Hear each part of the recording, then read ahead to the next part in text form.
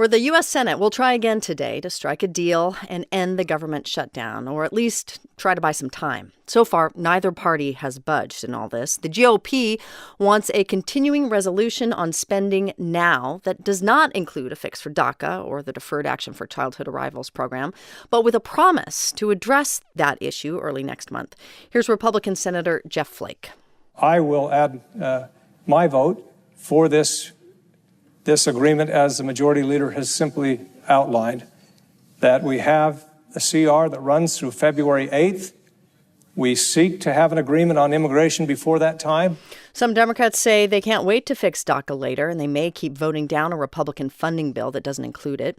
Now, on the third day of the shutdown, with hundreds of thousands of federal workers furloughed, it's not clear where the compromise is. A group of 20 senators from both parties worked through the weekend to figure that out. Chris Coons, Democrat from Delaware, was one of them.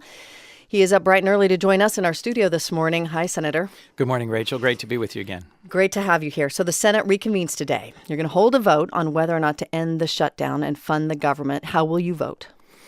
Well, it depends on what final agreement is reached between our leaders. The group that you mentioned, 20 of us, spent hours meeting on Saturday and on Sunday, taking ideas and suggestions to our respective leadership and trying to get them to a final point of agreement. The good news, I think, is that the number of Republicans who are saying that they are committed to addressing DACA, to trying to move forward on a balanced bill that includes investment in border security and a path to citizenship for Dreamers has steadily grown.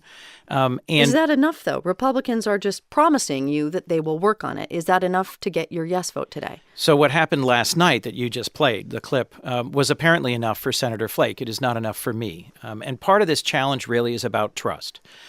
We're in this mess largely because of President Trump. President Trump, I'll remind you, announced back in September that he was canceling the Deferred Action for Childhood Arrivals, or DACA, program that currently allows 800,000 or so Americans, people from our community, to stay here with authorization. And he said, we're going to work this out legislatively by March 5th. And Leader McConnell has, before last night, been saying, why are we focusing on this? There's no urgency. We don't need to deal with this. And there are a whole series of long-delayed things that we are months overdue resolving. The Children's Health Insurance Program, community health centers, funding for disaster relief, finally reaching agreement on investments on funding for defense and domestic priorities. We are trying to add this to that menu and say, we're nearly done with all of that. Let's just sit down and hammer it out. That's why Friday night, a number of Democrats said, let's keep the government open for 3 days. Let's make sure the military gets paid, hammer it out this weekend, and be done on Monday.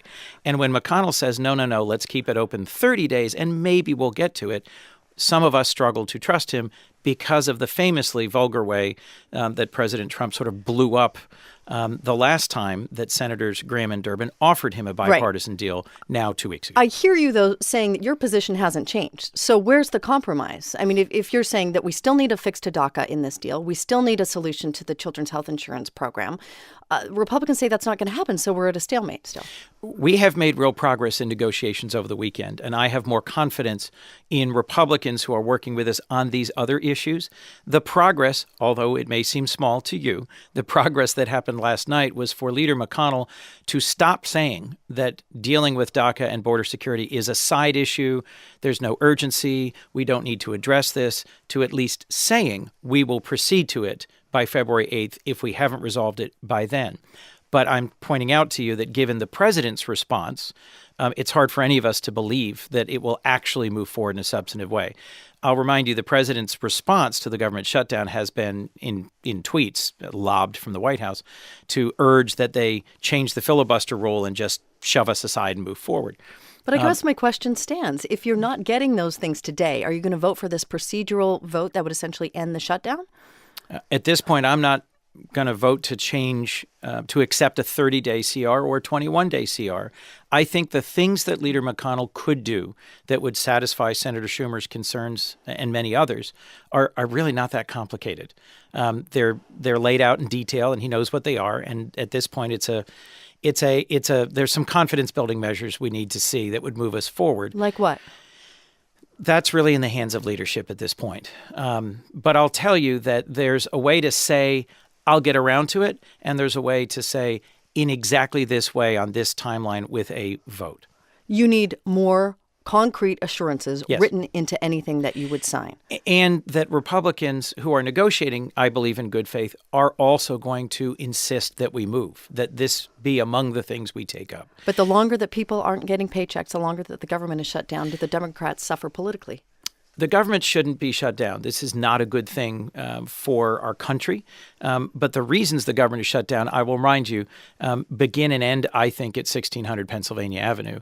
There were several times that President Trump was offered a solid bipartisan compromise. There is a good deal on the table that would address all of this that's now been rejected by the president twice.